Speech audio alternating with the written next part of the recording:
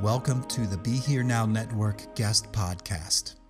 This series features talks from a myriad of modern spiritual teachers expanding on how we can all live a life in balance.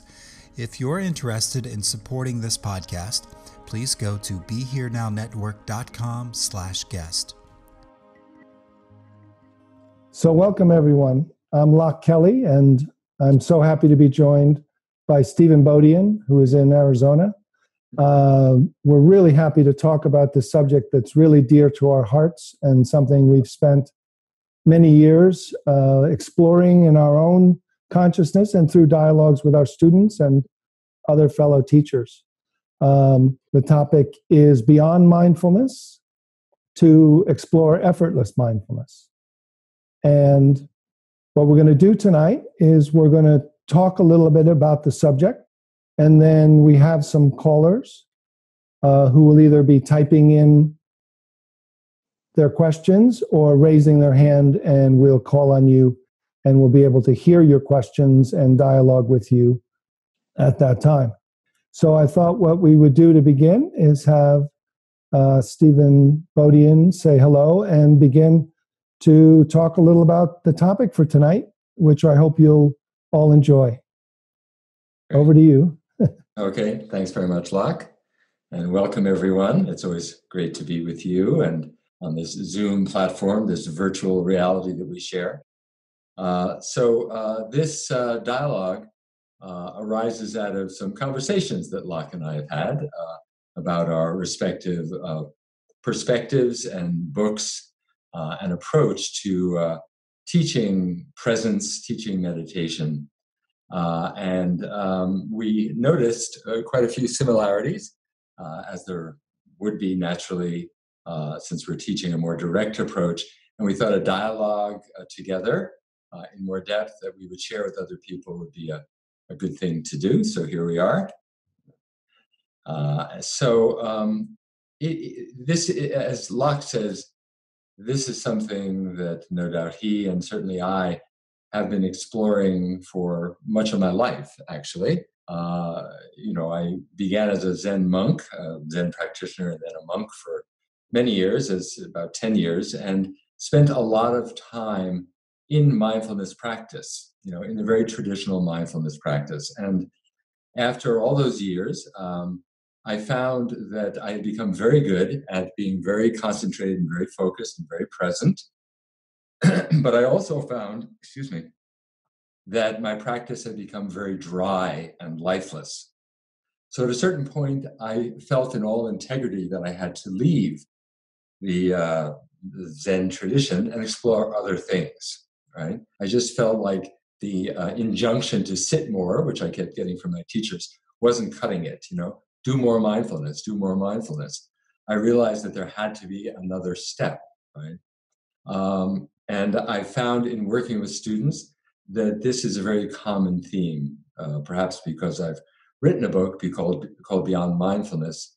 People who've come to a certain impasse in their own mindfulness practice seem to find me out and say similar things. They share the experience that I had. So I had the good fortune, after exploring some Tibetan Buddhist practice for a while, and to stumble upon a teacher who told me to stop meditating, certainly don't make a habit of it. And he said that the only reason to meditate was to find out the meditator, right? And this was Jean Klein, and he said that meditation conditions the mind. And what we're looking for is to discover unconditioned mind, so that the more we condition the mind, the farther we are taken away from our innate, unconditioned mind, right?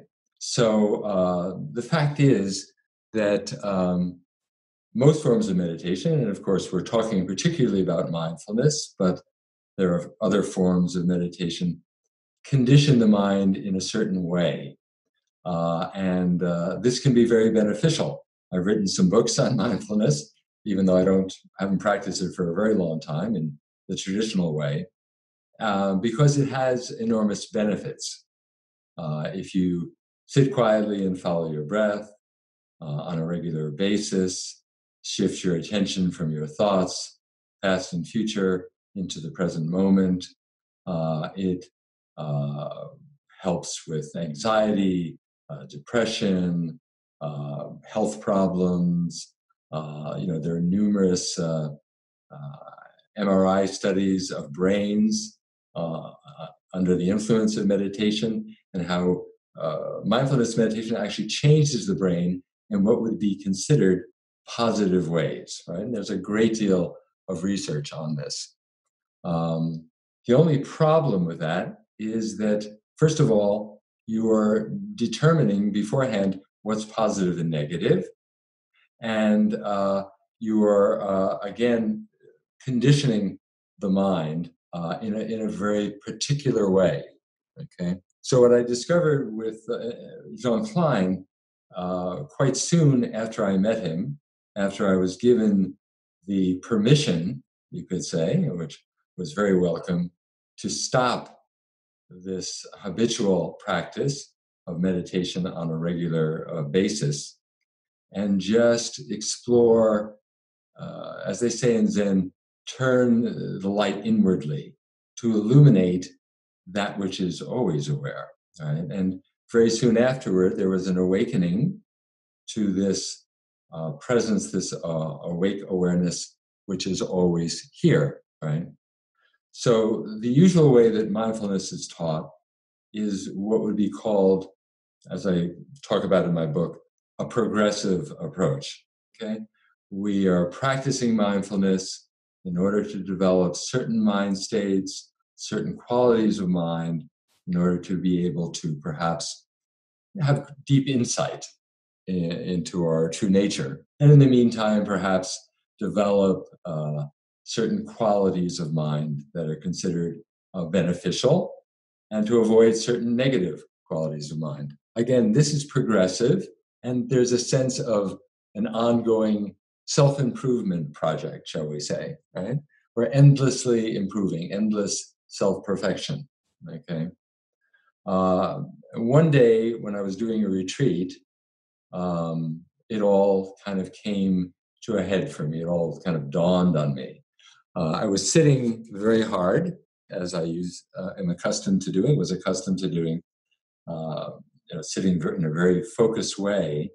And suddenly it became apparent to me that here I was efforting to be mindful, and I was surrounded and engulfed and contained in an awareness which was so vast and so clear and so pure that the whole practice of mindfulness seemed like a joke. I broke out laughing in the middle of the retreat. It's like, what is the point? It seems completely unnecessary.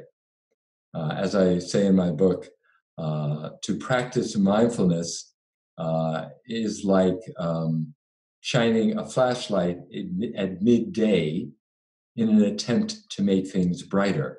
Once you recognize the innate sun of mind, sun of awake awareness, then the whole idea of shining this little flashlight here and there becomes kind of humorous, right?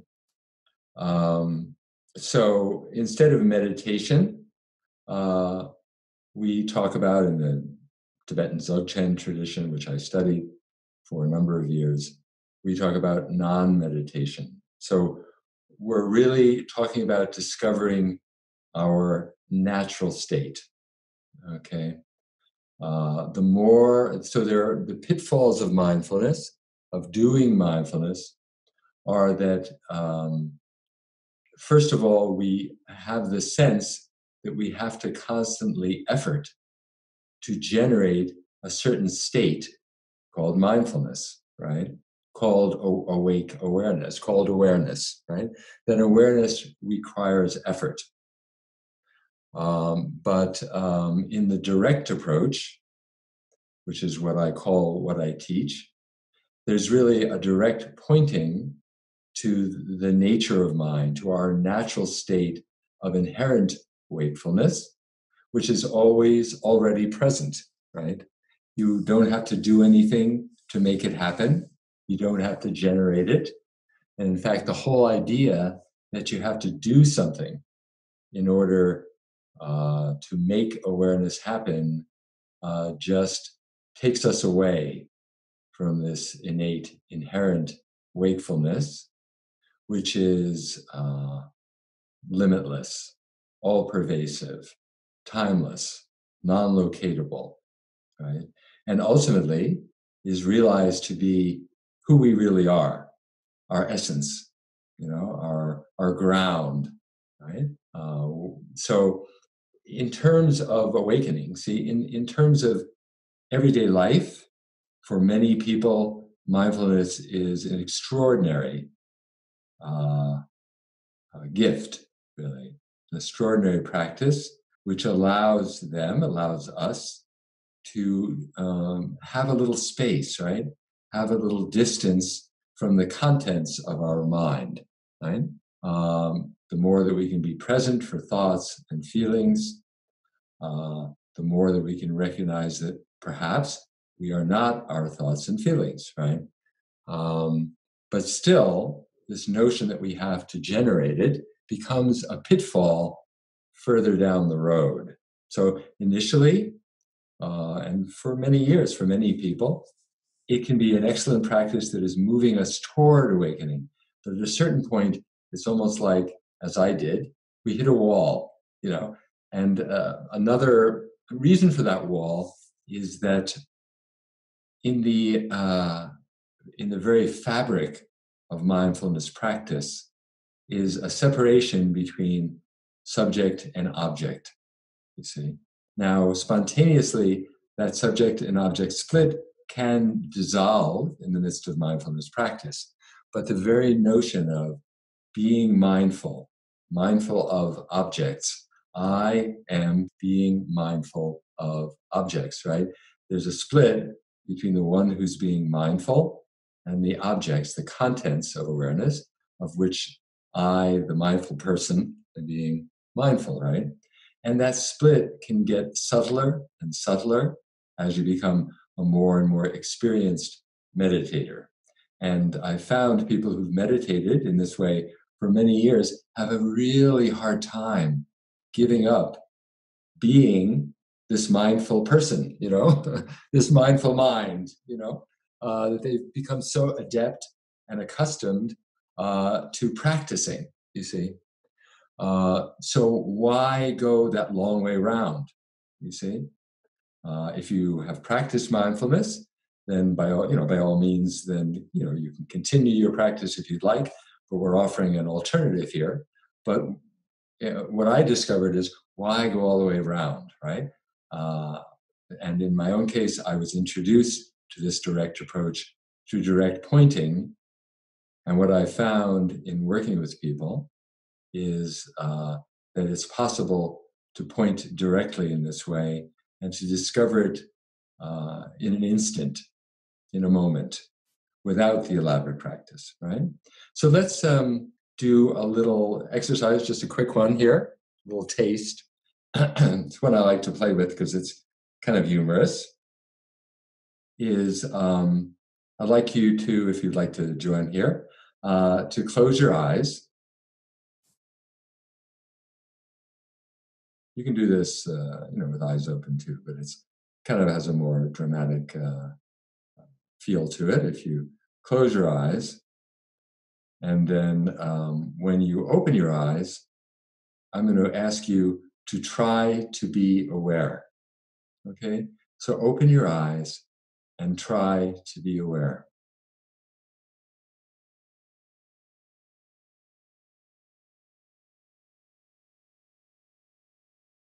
Well, as you may have discovered,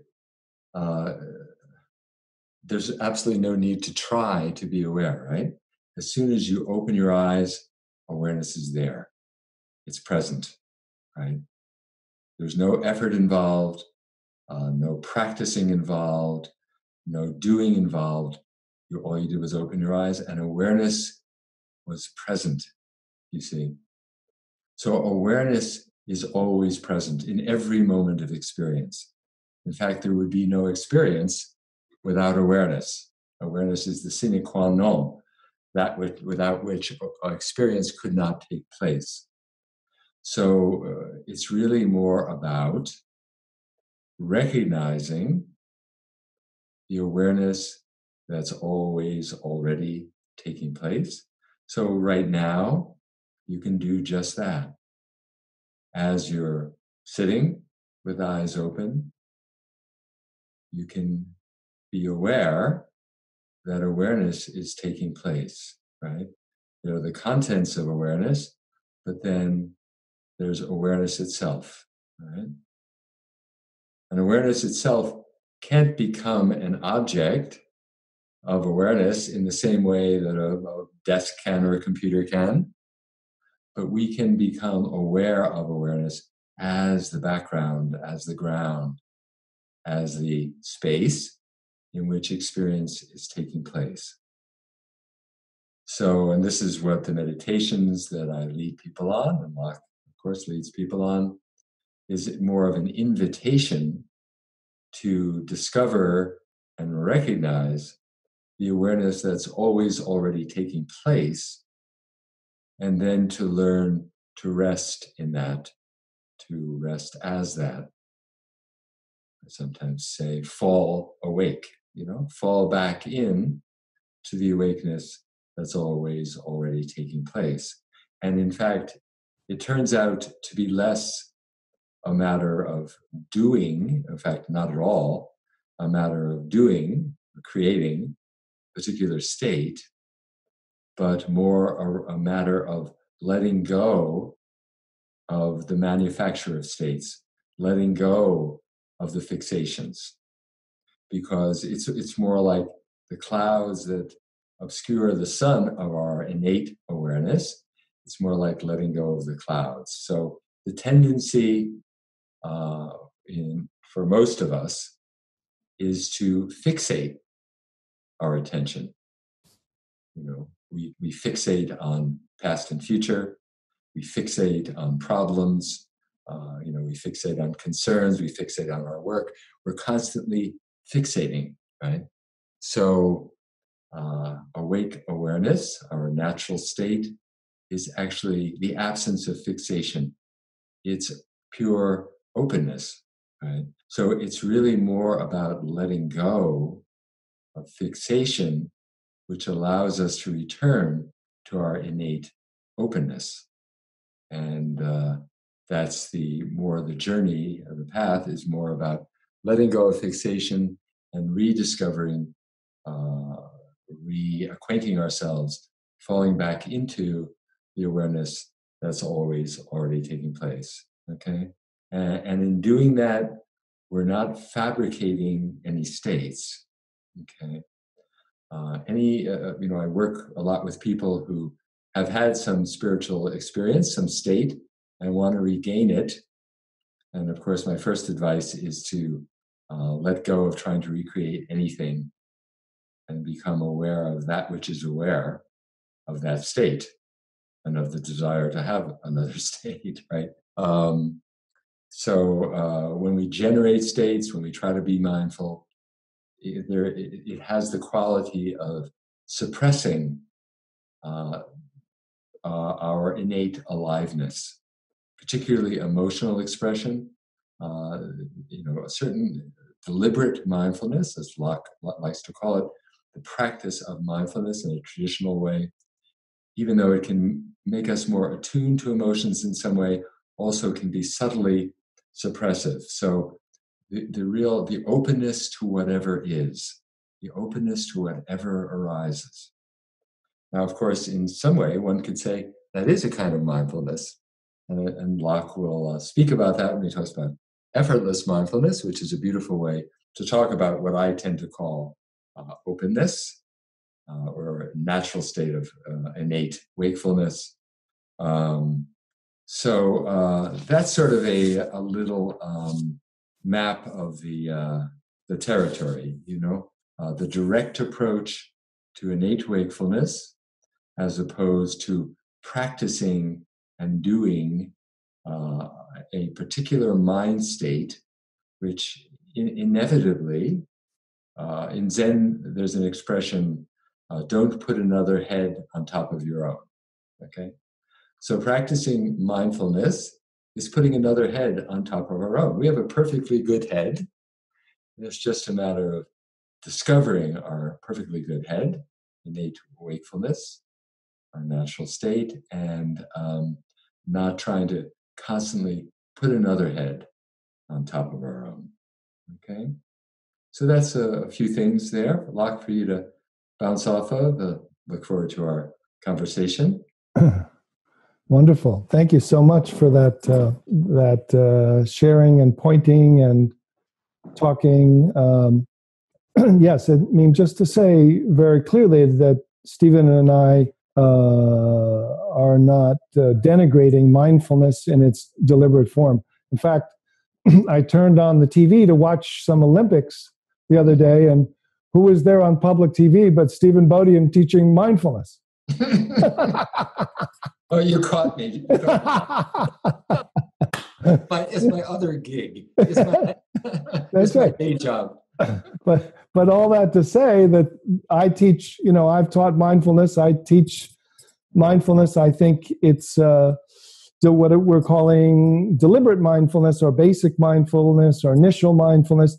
It are the traditional practices that in Mahayana and Vajrayana, Tibetan Buddhism, Dzogchen, Mahamudra are considered preliminary or initial practices that are valuable and one way to calm the mind and soothe the body.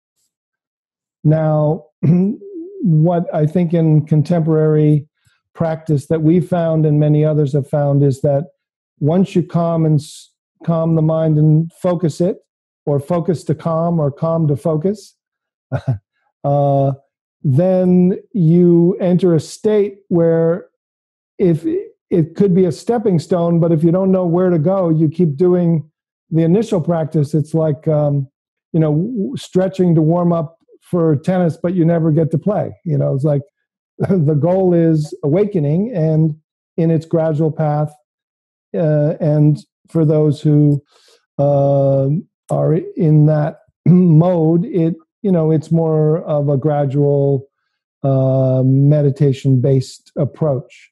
But both of us, while having tried the gradual, the medium, and the direct, have chosen the direct because we found it's direct. I don't know, that seems to be. Because once it shows up, it's quite remarkable. I had gone off to study in Sri Lanka and did a 6-month in the university and monasteries and did 10-day retreats, 21-day retreats, and Vipassana. In fact, one time after a 10-day retreat, like 4 months into my studies, I had reached kind of like 2 days where I had no thoughts. And I was just in this and I thought, okay, I've got it. I'm awake. This is it. I think this is it. And we didn't have any dokasans or teacher. It was a fairly big group. And so I got on the bus going down through these tea plantations in Sri Lanka, and the bus started getting more and more crowded. And it was in the afternoon, late afternoon, after people were getting off from work. And about an hour down the road, a man who seemed clearly drunk got on, was pushing everyone around as he was like stumbling back to the back of the bus. And then he kicked me square in the shin, like full on in the shin. And I just went, stop that. What are you doing? And all of a sudden, everything was back. Oh, well. So I thought to myself, aha. So maybe there's some other way to go about this. And that thought stopping or that calm abiding was calm abiding. It was calm.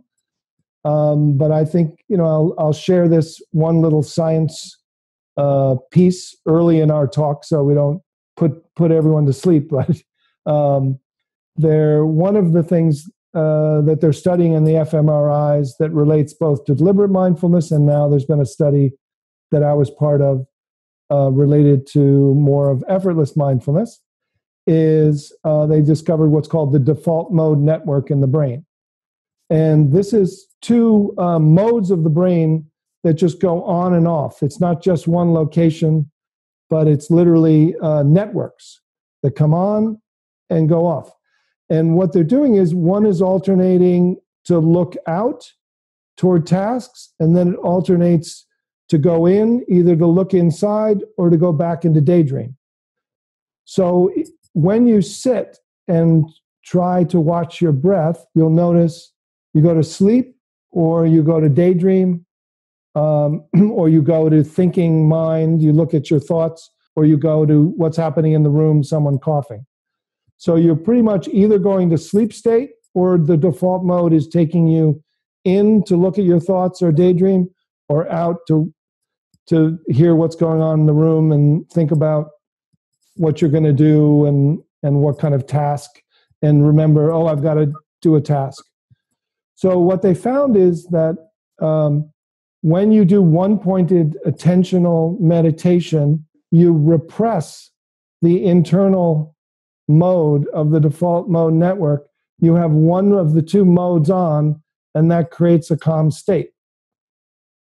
When you do observation of contents of consciousness, open monitoring, or what is kind of traditionally called vipassana, or the four foundations of mindfulness, watching your thoughts, feelings, sensations, contents of mind, then you're repressing the task mode network, the external, and you're just looking internal. So you actually get insight and calm, but you can't live by just being aware of inside. You can't operate it by just being external. And so this study that they did at NYU, Zoran Josipovic had myself and about 12, mostly Tibetan Buddhists who do Mahamudra Dzogchen style awareness of awareness. We basically became aware of awareness. And the key is that awareness is aware inside and out. And so this is one of the key pointers that I point to just notice when you're aware of the awareness that's aware of thoughts and sensations, that rather than forming a meditator that's a head on top of a head or a point of view, that you feel that there's no location to that awareness, or you check to see if you're aware of the awareness that's here by itself, aware of what's going on outside, of what's going on inside. It doesn't need to alternate. That awareness is seamless and continuous and not latching on to what it's aware of. It doesn't need to attend to it. It's actually unified with it. So it's not even, ultimately what you discover, it's not even like a big sky aware of things passing through, but it's really more like an ocean of awareness that everything is dancing within and arising from and passing. So you feel this embodiment and unity in this. It's not a more detached state. It's not a spaced out. There's some halfway points from deliberate mindfulness to being aware of awareness where people get caught in kind of a spaced out or actually a no self-witness position where they're looking from sky and they're detached from their body, thinking they're only this pure awareness, and they're not their body. But from more the non-dual Buddhist view that form is emptiness, but emptiness is form, that you start to realize that there is more of an almost tantric feeling, that there's a unity, that all the 10,000 things that are dancing are on the screens or wherever they are are not separate from what's aware and what you're aware from, which is really one of the definitions of emptiness, which means that there's a continuous, there's not an independent thing that exists, which doesn't mean it's a vacuum. It means that there's a non-separation or a sense of almost more, the awareness is arising as your body and as everyone else. So you kind of drop into feeling home is what most people feel like. So, so the sense of fixation is really the main obstacle. Is the fixation from one part of you, or a feeling of having to create a manager, or which is more from your mind and identity, and then the other one is distraction caused by your body brain, which is happening on a level that is just taking you to these different modes and distracting you from being aware. So the fixation part is this creation of a location and an identity and a self-referencing in order to orient, whether you're operating and relating to other people or being creative or even meditating. You have this orientation, location, a little mini-me that's made of thought. That's the thing. It's made of thought, sensation, feeling, and it creates a little sense, usually for most people, that there's a little entity or pattern that feels like me that's looking out of your eyes. It's like located between your head, or for some people, they're more, it's your whole body, but it's almost like a cloud that is the center from which you use attention to create subject-object. And that little pattern is really just made of thought looping on thought and emotion, and it's trying to solve the problem of identity, of like, who am I, what am I doing, where do I get relief from this perpetual dissatisfaction that's going on. So the body's boundary program is kind of co-opted by this thought pattern, and it keeps trying to get something to eat and trying to protect itself from some threat, but there's actually no threat, and there's nothing to get on the level of identity. So when this pattern drops and you're aware from awareness, you still have things to do, issues, stuff to decide, human problems, but the suffering about suffering is gone, and when the location of this problem solver of identity relaxes. So one kind of fun, simple pointer to see if what happens when this little mini-me or this identity-based problem solver just relaxes, to see what's here, is just to ask yourself this simple inquiry. So just eyes open or closed, just simply curiously looking with awareness, just ask yourself, what's here now when there's no problem to solve?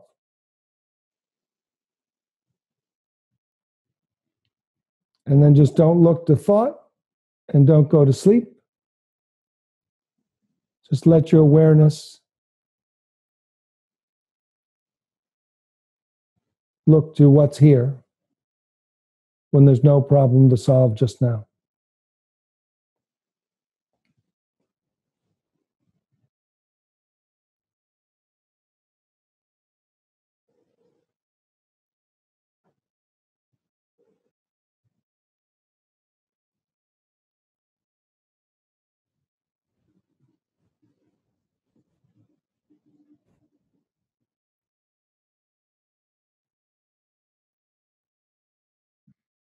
And so if you just feel what it's like to not orient by thought, but as if awareness is orienting to awareness and surrendering to that awareness which is already aware of itself, as itself, by itself, that includes everything. It's just aware without effort. So just get a feel for what this is like. And you might even ask, where are you aware from? If you're not aware from this little location, just feel where this awareness is aware of your knee from. Where is it aware of the space in the room from? Where is it aware of itself from?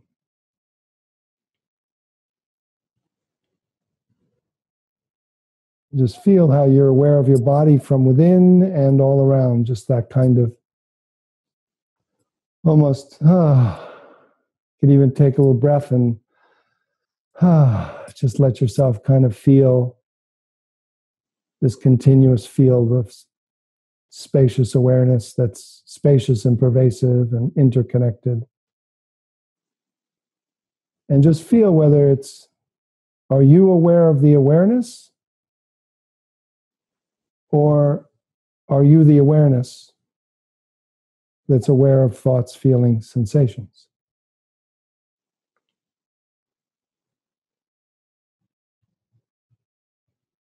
And what is it like if the thoughts, feelings, and sensations are made of awareness?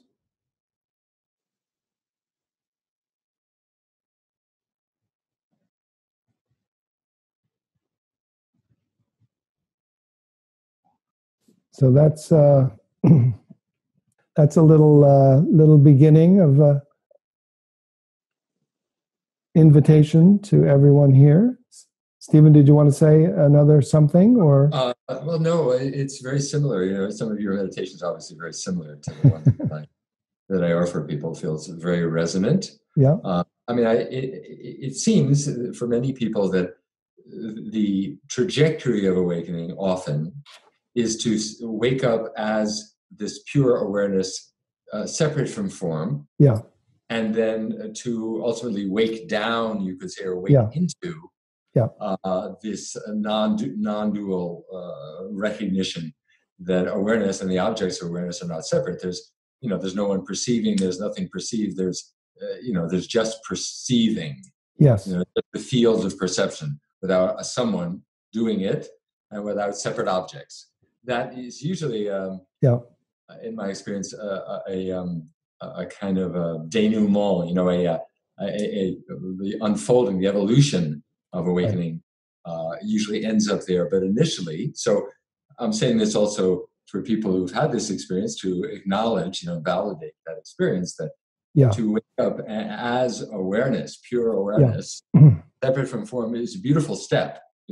Yes, it's not complete, and then there's the exploration of, what is the substance of what is? Is it actually made up of anything other than experience? And what is experience made of?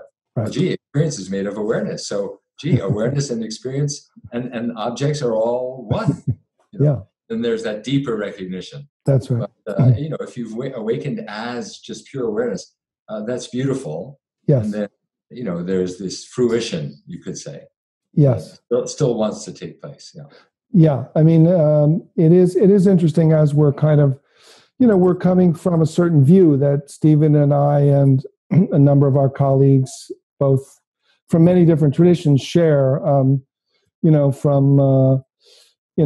having, dialogued with Adyashanti and actually someone like Father Thomas Keating, who has a similar view from the Christian contemplative tradition, from Tibetan and Zen and some Advaita teachers. But there's definitely, since we're doing a little, unfolding as well, that there are definitely people who define awakening as kind of a emotionless detachment. In a number of traditions, I just heard a couple of them. So we're just saying that often is a stage of the separating out from the strong dominance of thought, emotion, instinct, even attention. So attention is such a thing that's used, and even in Zen they say, what's Zen about? Attention. And what else? Attention, attention. And what else? Attention, attention, attention. But actually attention is one of the greatest traps to hold you, because fixation. Mm-hmm. It fixes you in subject object, and you can get very good at it. So to experience that which is beyond form as formless, pure awareness, even like literally 3 seconds to 3 minutes is often what I say. But just to see, and also to let the parts of you that are afraid of that, as if you're going to die, or as if you're going to, disappear or space out or lose your mind, like these are the things that all of our system is saying, don't lose your mind, don't go out of your head, don't space out, don't become nobody. And you're just discovering that the impersonal awareness is the foundation of the personal. And the personal is a mammal and is here. And, some people say, well, when I realized that I wasn't the person I thought, then there was no Loch. There's no one here named Loch. There's only awareness that's making choices. I go to the grocery store and things end up in my cart, and there's no doer, so it's just awareness. And that's kind of a phase, but some people plant their flagpole and try to live there. And many of the people who come to me for individual sessions from around the world usually say, hello, yes, my girlfriend or boyfriend or partner or wife or husband has said that I'm detached and spaced out, and I don't think I am. And then they usually find out that they were. This is called Zen sickness. Zen sickness, yeah. It's a great Zen sickness, Yeah. And it's interesting because it tends to be more in the Indian traditions. There's a tendency in Indian traditions to separate out more, a subtle non-dualism between, kind of transcendence, Yes. The emphasis on transcendence. The good thing about the Buddhist tradition, which you and I are rooted in, is from the very get-go, it's about integration. Form is emptiness, emptiness is form. There's no separating out. But again, sometimes that's the way it goes. You do have that. But I think it's really important to have a really clear recognition of pure awareness. Yes, I think so too. I tend to think you don't have to have it, but if you're going to go step by step, definitely check it out, because it seems to be one of the most helpful stages. Yeah, you don't want to get stuck there. No. But the other risk or possible pitfall is that you kind of go directly from the contents of awareness into some kind of supposed integration, whereas in fact you haven't recognized pure awareness, which is, you could say from the Buddhist tradition, is really emptiness, right? Yes. Which is the essence of what is. So to really have a deep appreciation of that as well. That's right. Very important. Yeah, I think, and that's the way I tend to point. I have found people that get stuck in awareness. I have found people that are able to go right to kind of more unity, and they're clearly have the ground of being is empty clarity that is also appearance. But then other people can get caught in kind of what's called simultaneous mind, or kind of bliss state that is more of a not. It's kind of almost a shamanic state of bliss, and they're in a realm of consciousness or niyam or another state. State, but it's more pleasant, but it's not clear. It's not clear. Yeah, it's a state. And like any state, it will go. Yes, it'll eventually go. Anything that comes and goes is not who you really are. It's not your true nature, as we say in Zen. So so so that that's important to kind of feel the and so one of the things I kind of feel is to really let yourself realize that even attention or mindfulness can't recognize awareness, that you've either got to do the resting method of letting go. So awareness, you rest back into awareness. But what's actually resting back has to be awareness.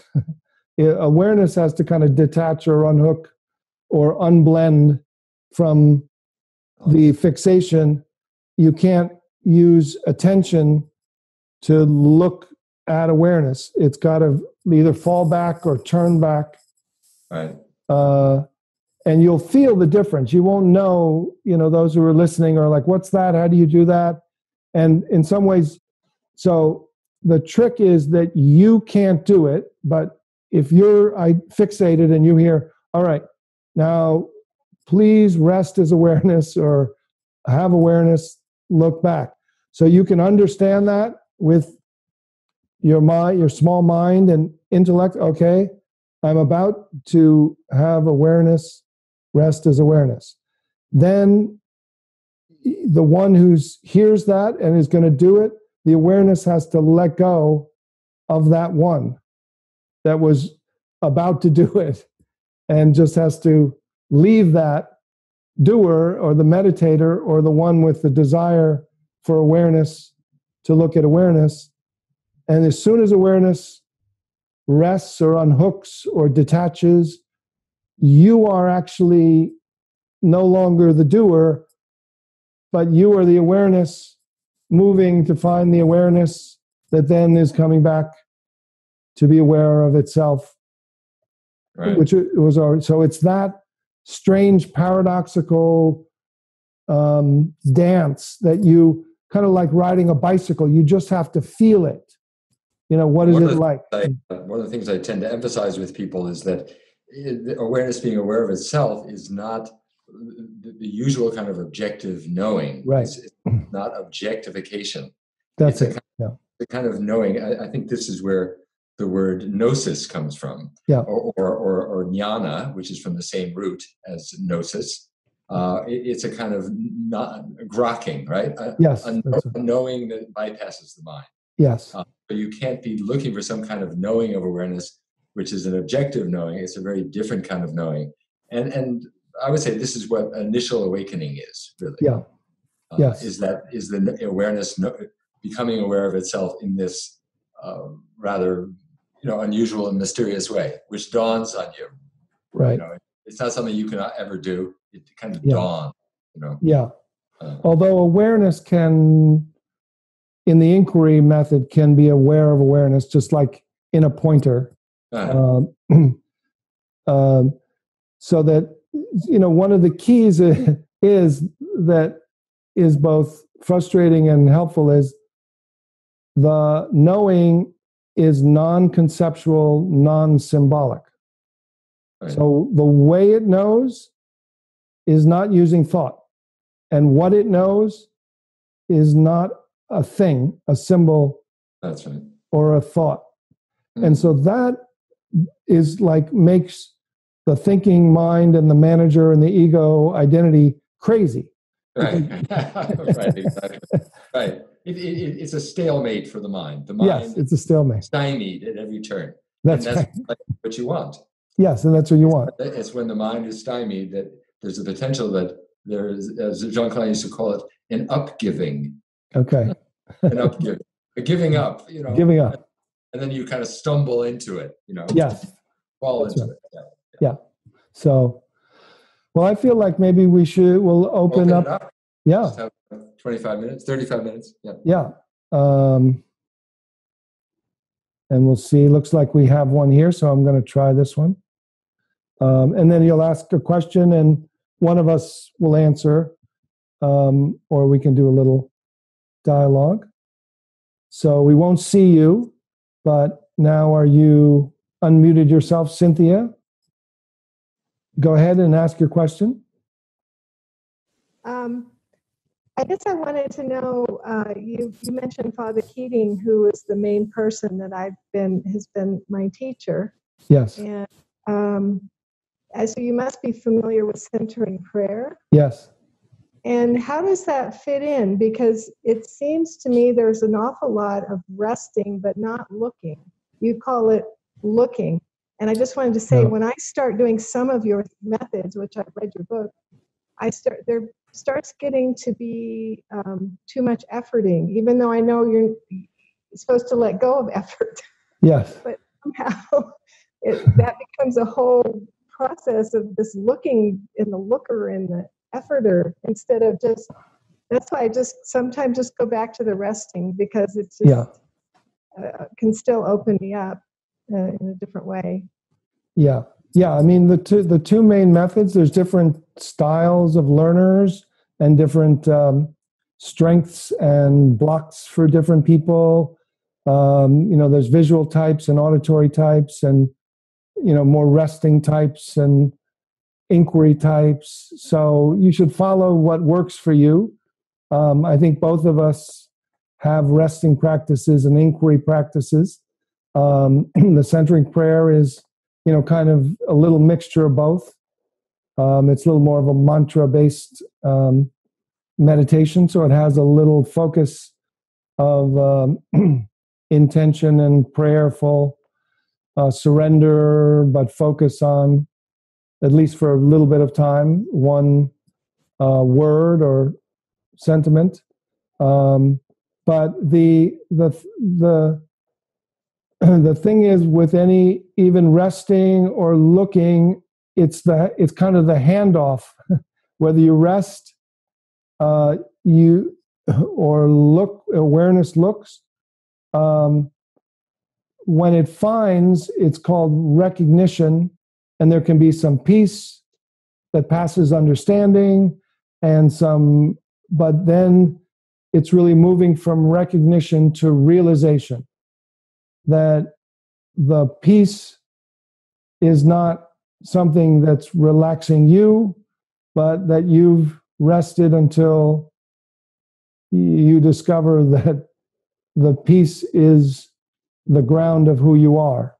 So that's those are the pointers that move beyond just the simple starting places, even of some of the resting or inquiry practices like who am I, or centering prayer, or others. So thanks so much for your question. Okay, all right. I have another one, but I don't know if you have a bunch of people waiting. I'll maybe ask it later if no one else. Okay, keep your hand up, and I'll come back to you if. All right. After a couple others. Okay. You want to go, Stephen, and. Oh, this one. How does the fish looking for the ocean? Is that? Sure. How does the fish looking for the ocean embrace awareness of the ocean and being the ocean? Well, I think that's what we're talking about here. Recognizing, that's what Loch was saying. Recognizing yourself as the grounded being. Recognize yourself as the ocean. That sense of being a separate fish in a separate, in an ocean separate from you, kind of dissolves, and you realize that you're the ocean and the fish simultaneously, But I think the way is to recognize the ocean and then let go into it. They were talking about a kind of a letting go of the fixation, the localization, and falling back into the ocean. I tend to use the word openness a lot, as a pointer. So you're open to the openness, and you fall back into the openness and recognize that the openness contains everything, like the ocean, and that you are that. Yeah.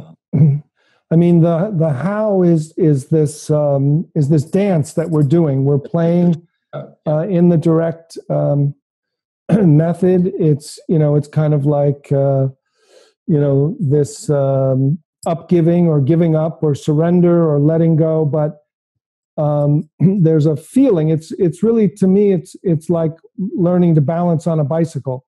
There's some, how do you do it? Give me a theory of balancing on a bicycle. Okay, here's the theory. When you start to fall left, lean right. That's my theory. So the we give like what's called the view or the description, which kind of is basically saying, here's what not to look for. Here's kind of what it's like if this shows up. Be curious about that. Don't be so curious about these other states or this other need to think or to do or to focus on other. So that's just a view, but then we play with little ways of resting or unhooking or unfixating, that that if you come to one of our retreats or listen to our audios, you'll get a bunch of little pointers or glimpse practices that start to build on each other. So we try another here. So we have somebody else who's raised their hand. And can you unmute yourself? Hi. My question is, I think you've been kind of covering it, but it's where you left off before the Q&A about using the mind to find this space. And I find myself stuck in the same way. I guess that's the thorn with the thorn, and it's but I use the mind as a tool, and I can't give up using the mind as a tool. I'm saying awareness, background of awareness, or so I don't know if you've covered it enough, but if you have anything else you'd like to add. Stephen, anything from you? The way it was phrased, it seems like it was more of a question for you. Okay. Go ahead. Yeah. Yeah. So, this is a lot of, to just for a moment. So let's say, okay, so let's try this. So, can you be aware of seeing something in front of you? Mm-hmm. Now be aware of hearing. Now be aware of the sensation in your left hand.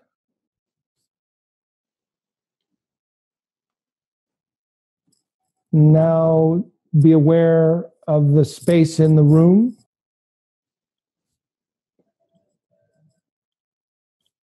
Now be aware of what's aware of the space without referring to thought.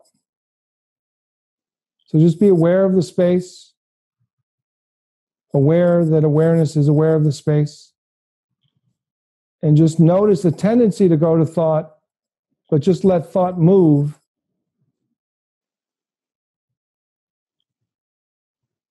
And just notice this alertness that knows.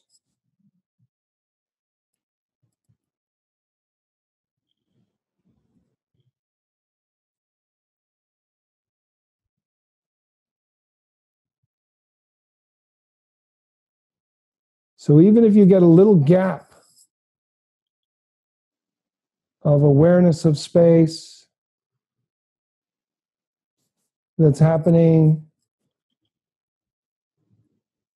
without a thinker, without orienting by thought, do you have any sense of that, even just for a moment? Yes, the thinker keeps trying to come back in, and yeah, Not a problem. Just let the thinker do what it does, and just let the awareness continue. Let this be there.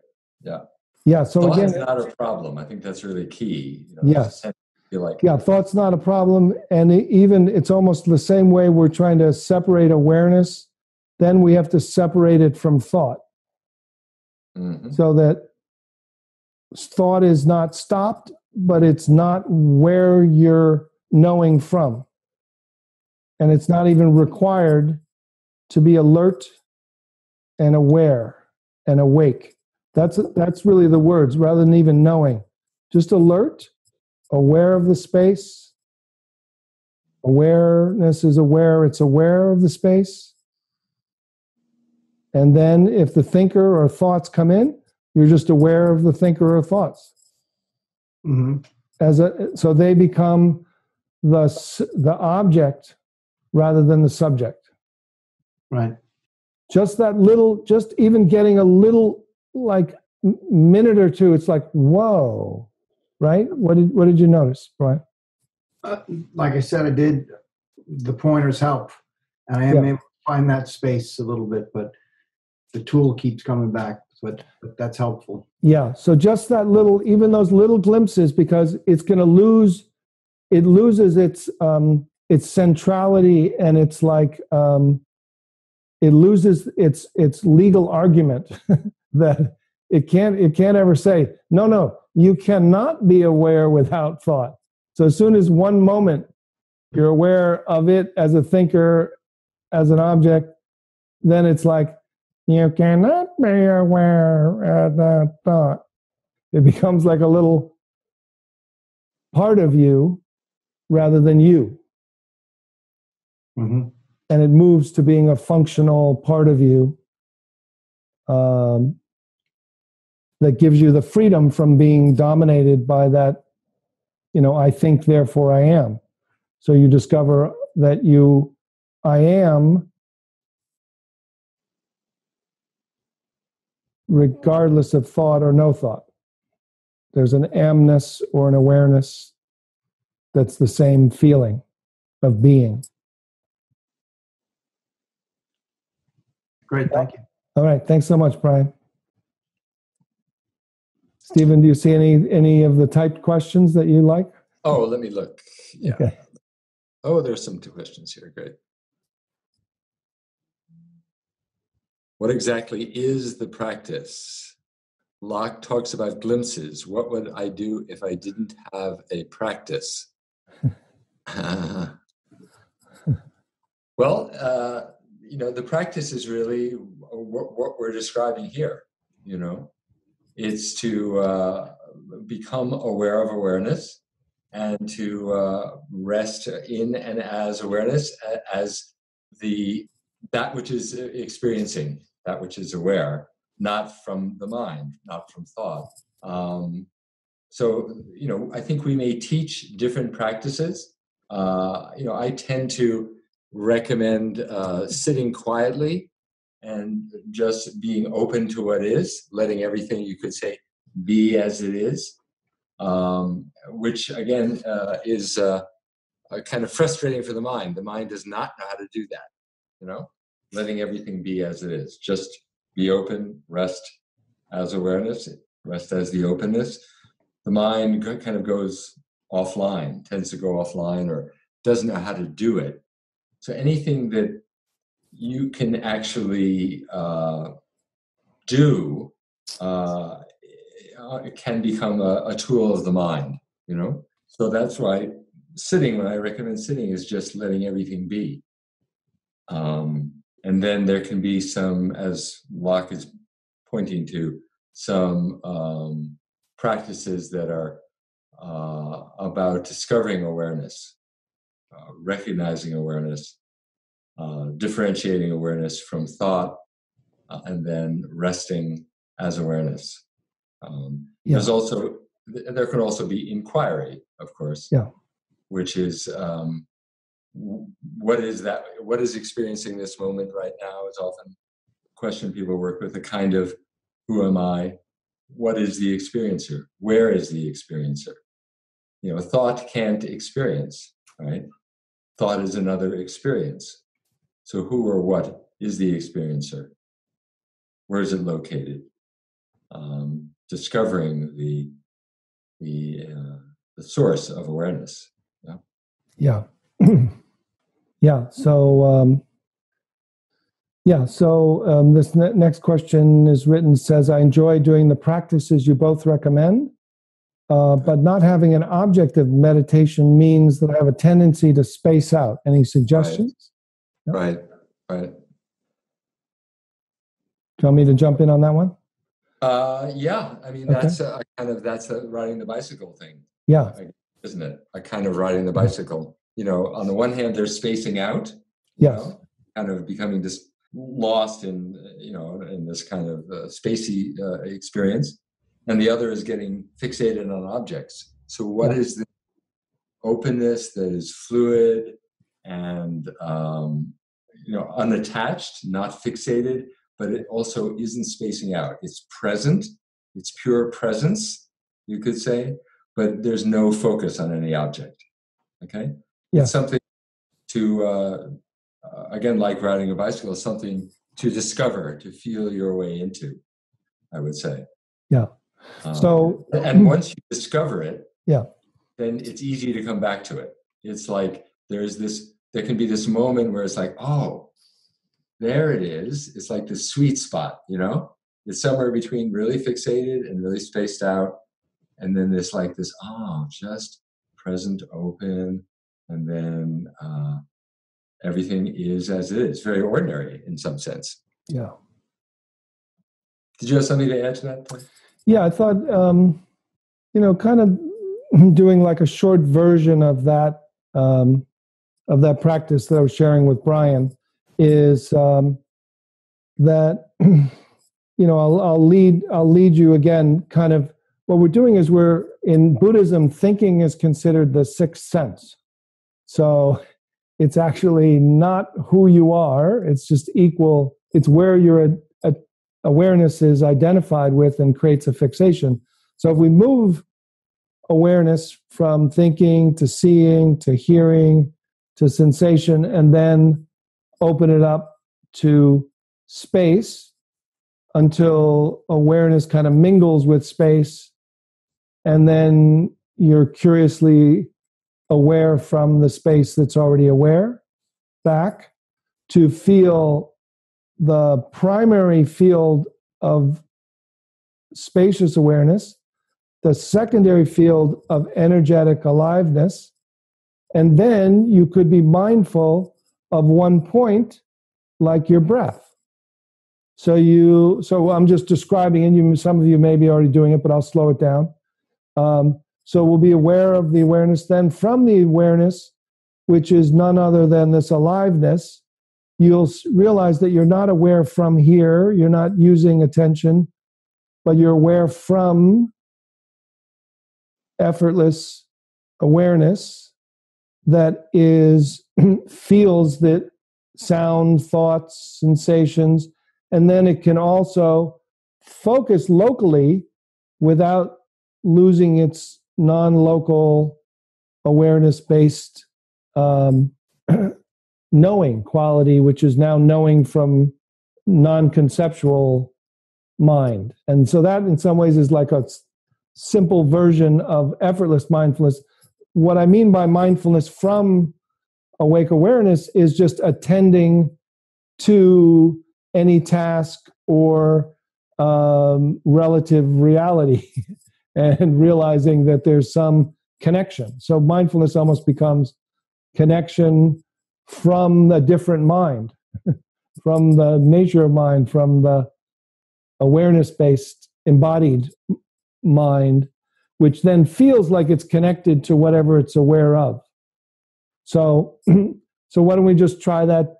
Again, I'm going a little quickly for some, but it's just also, we're moving at the speed of awareness, and these kind of meditations are on my audios or in my books. And if you're interested, people from around the world have gone through them, never having met me, never having heard of me or non-dual, and they literally don't even read the book, but they'll just go through the series of pointers, and then they just write and say, oh my God, I don't even know what's happening, but I have the sense of well-being and connectedness and loss of anxiety, depression, and even chronic pain. And I feel like I'm home and I'm laughing and crying with my, So the pointers are the riding of the bicycle. The explanation of it is just a little orientation or view that Stephen and I are kind of, kind of defining the territory, but we can't explain. There's no way to say in words how to practice. in that it's. You have to find a way. You have to find a way. Kind of feel it. Yeah. I often people in a meditation like you were describing to begin with body sensing. Yes. As a disengage from the mind. Yeah. Begin with body sensing and then allow awareness to expand beyond the body. Yes, that's out. And then come back to body as you were describing. But because when I say just be open to what is, that can tend to be kind of from the head. Yes, that's right. So I think coming into the body and opening out from here, makes it more experiential and disengaged from the mind. Yes, it's a beautiful doorway. Yeah. So I'll just do this like a few minutes. Just takes a few minutes, and it's what I call inquiry, but actually it's turning awareness around or unhooking awareness from thought. So it's actually not a resting practice, but it's assuming that when someone says, well, let awareness be aware of awareness, who I'm talking to is awareness. I'm talking to awareness in you. I'm not talking to you, the doer. So I'm just saying that having experienced this, your awareness knows how to unhook and know directly, if just like, riding a bicycle. So if I say to you now, just notice how awareness is identified or attached to thought or sensation or a part of you, a managing part that wants to do it right. And you can either ask that part to give you some space or feel that awareness can literally unhook and step back. And then awareness can drop and know your smile from within your smile. And then feel as if awareness is knowing your jaw from directly within your jaw. So not looking up to thought and not stretching attention down. Just let awareness drop like a bubble of intelligence, invisible. Awareness knows your throat from within your throat. And then just notice that awareness can move as it drops below your neck. And it can know your upper body or your heart space directly from within.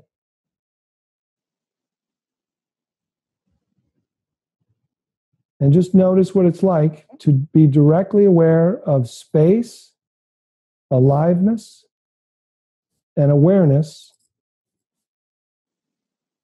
from the same place you're aware of, without orienting by thought. And then just let awareness begin to open to your whole body and begin to open while it remains within you, to open to the space around you, so that this awareness becomes aware of the space in the room, behind your heart, to the sides, above, below. And then let it mingle with space until you're aware of space, and then just curious whether you discover the spacious awareness that's already aware without your help. And if you do, just simply surrender just a little bit more so that you're aware that you've let go into this pure awareness that's aware of itself as timeless, boundless, contentless, alert, empty, clarity. And then just notice, am I aware of that spacious awareness, or what's it like as that spacious awareness if I remain open and become aware of sounds in the room, sensations, thoughts, and remain spacious and pervasive, feeling that the awareness is the ground, the space within all atoms and movement, and you're just aware of the field of movement outside and in equally, the awareness inside and out equally. But the awareness is aware without your help, without effort, effortlessly aware of aliveness, movement, and then without collapsing or creating a meditator, just be aware of your breath coming and going in one local area while still remaining aware of inside and out.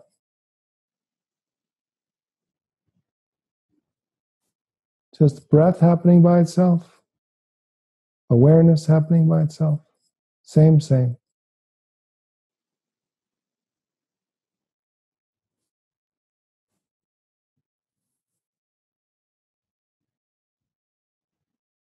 And then just notice that you can also just be aware of the screen in the same way you're aware of the breath, from the space, from the aliveness, from the interconnected field of awareness, without efforting, without creating a looker, just perceiving, happening by itself in this natural, spontaneous, easy, effortless mindfulness. So you could speak from here, you could listen from here, you could not. Thoughts are happening, but you're not orienting by them to know. Just being naturally. Yeah? So there's a little kind of pointer series from dropping to opening to including to interconnecting.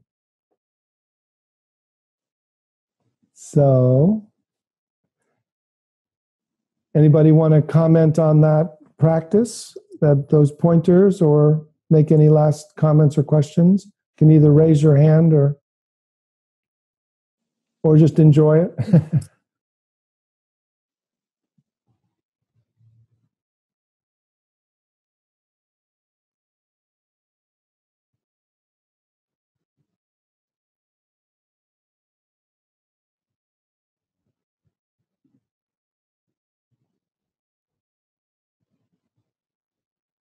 Anything from you, Stephen, about that sense of awareness that's aware from all around, from the space within and without, and also aliveness and focus?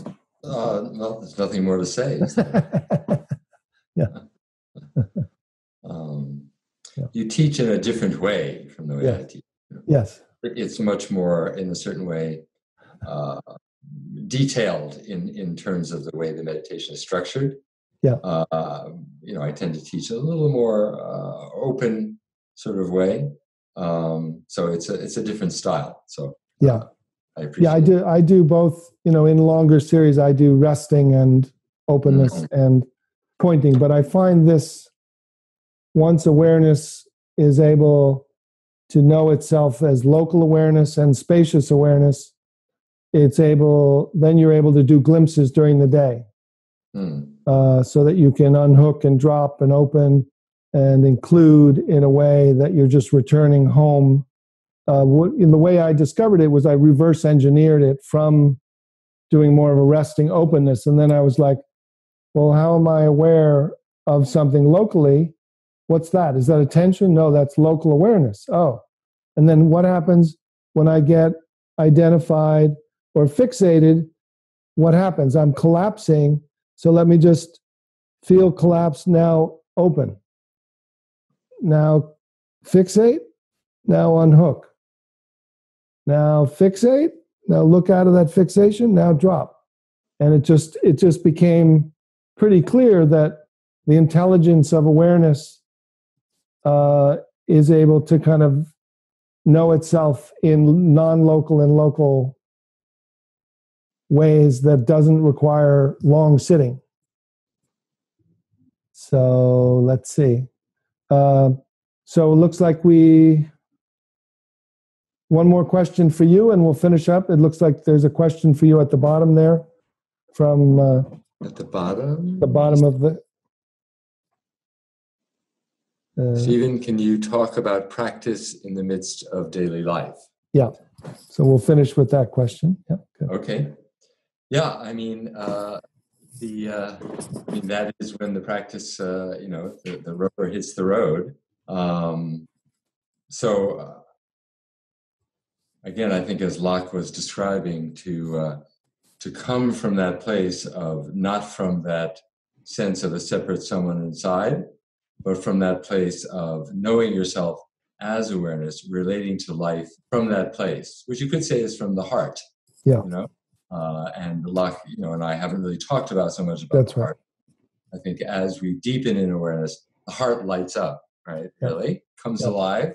And so there's a really direct connection between knowing yourself as awareness and knowing yourself as this heart that encompasses all things. Yes. So to come from that place from moment to moment, rather than from the head, right? Yeah. Rather than from the thought factory in the brain, or the identity that we've constructed, the construct, what Loch calls the mini-me. Mm-hmm. Is really what it's about. So it's really a moment-to-moment endeavor, for sure. And to keep coming back. If there is a practice, it's to keep coming back. To keep unhooking from the thoughts, the identities, and coming back to presence. Yeah, I mean, I'll just piggyback and talk about the heart as the ending. This kind of open-hearted awareness or heart mind is, as we talked about, kind of waking up from identification, then into awareness, then back into the body, waking down, and then waking down from head mind to awareness mind to heart mind. So the operational system isn't from really awareness mind, but it needs to be embodied, and it's called, bodhicitta or prajna, or heart mind is literally a feeling that isn't just the emotional heart. It isn't just the heart chakra. It isn't, just kind of, but it has a different kind of love, almost like an unconditional love that's so beautiful, and intelligence that doesn't have to keep going up to the files in the office of the mind. It's almost like they come by Wi-Fi to your home and your heart. Well, the heart, of course, as they've discovered, has, even through science, has the same kinds of cells as the brain, right? Right. So there is a heart mind, a prajna mind, that, and again, I think it's when we recognize that we are not separate, right? Yes. And there's a recognition that I and all things are inseparable, or as we say, only perceiving, only awareness, that the heart just lights up, because there's a sense of not being separate in that way. And so to move from that place naturally is a movement from the heart, I guess you could say, but the heart is everywhere. It's not just localized here, right? That's right.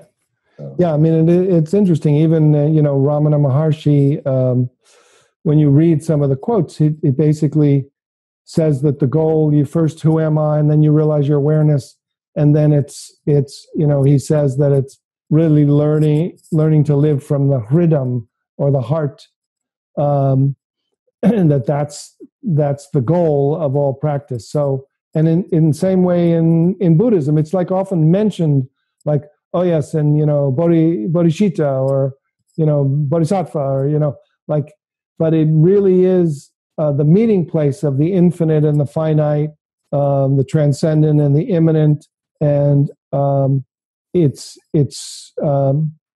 can be light up and lead you all the way, but it's different than loving kindness or compassion that you do intentionally. Literally, when it lights up, and then what I usually say is, once it shows itself naturally as kind of ultimate, then you just fan it a little bit and you let it burn, and you let the love, you get on board and you dance with it. And then it's different than controlling it or just being detached from it. You get in there and dance swim and play. So. Very good. Well, good to spend this time with you, everyone. And Loch, great to have that opportunity to dialogue and share some of our insights and practices that we have. Yeah. So again, Loch has his work, and I, of course, do the School for Awakening and online classes. So give myself a little plug here at the end. Yeah. Come check out my website, and namaste, everyone. Namaste, Loch. Thank you for setting this up.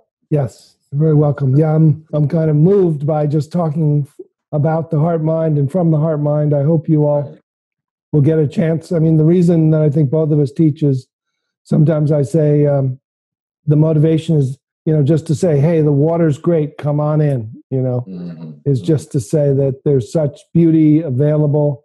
It's not easy, but when you discover it, it's simple. It's just paradoxical and unique. It's not that it's hard or that any of you are incapable of it. It's just subtle, and if you stay with it, and you'll stumble into it, and then you'll discover it's been there all along, and it's already installed in you. It's not something that needs to be developed or created. So.